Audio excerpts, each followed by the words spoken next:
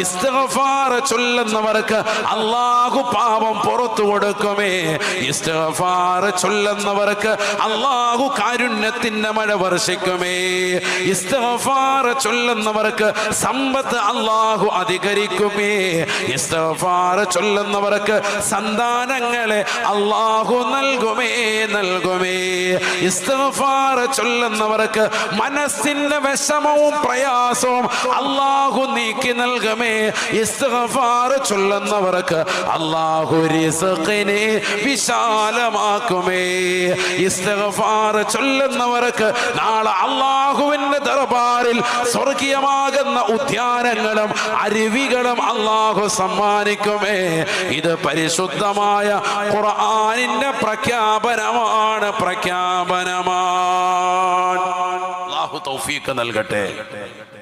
അപ്പൊ അസ്തഗ്ഫിറുല്ലാഹൽ അലീം അധികരിപ്പിക്കണം.